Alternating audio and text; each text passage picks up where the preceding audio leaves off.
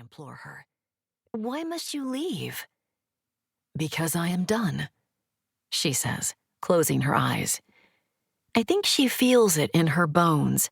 She seems to feel most things in her bones. I'm young still, so I don't feel much of anything. I feel sadness, I think. My world has always been very small, and my mother, aside from the bridge, which is enormous, the length of several trees at least, has been the largest thing in it. I was born with a vastness inside me, and sometimes I feel it will swallow me up. "Are you ready now?" she asks me, sparing me a bit of gentleness. I think she understands in some abstract way that I resent our ties to the bridge, but she seems convinced I will grow to accept it. Not love it, of course, but accept it, as she has. I suspect, though, that she and I are more different than she thinks. "I'm ready," I say, because it's what she wants to hear, and because this is only the first wish I will grant. Considering it's for someone so close to me, I try very hard to make it a truth. My mother sends a kiss of luck my way, like a breeze that settles my hair around my shoulders. And then, as she has done for so many others, she disappears, and the bridge and I are alone.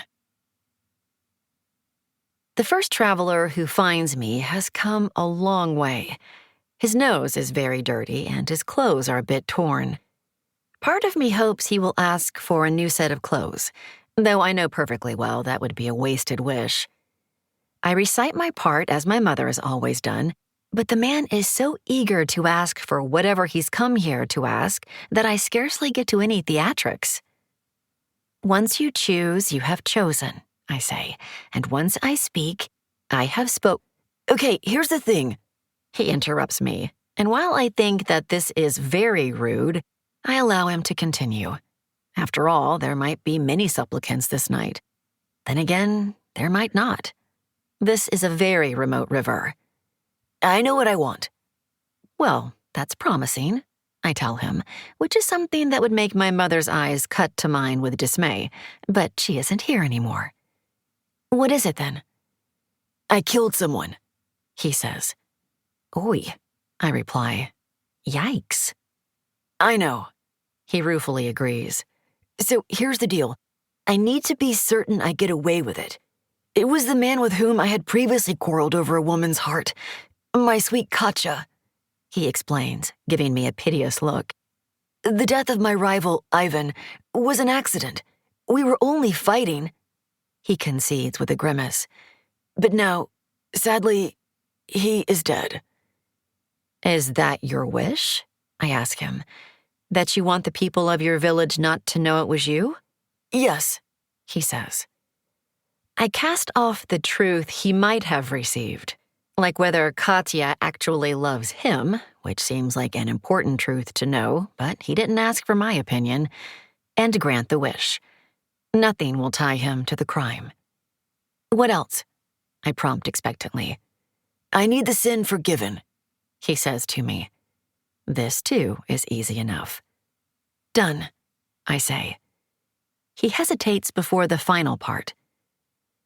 "Ivan," he begins, and then his grimace deepens. "He's my brother." "Oi!" I reproach him firmly. "You didn't tell me that." I wish now that I hadn't forgiven him. Service to an eldritch bridge can be so restricting. "I know," he says sheepishly. "I didn't mean for it to happen, but we have both loved Katya for some time, and now—" He trails off.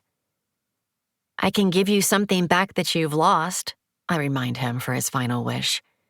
"Or I can remove something you wish to have excised, but not both," I add hastily, in case he's forgotten, though that seems unlikely.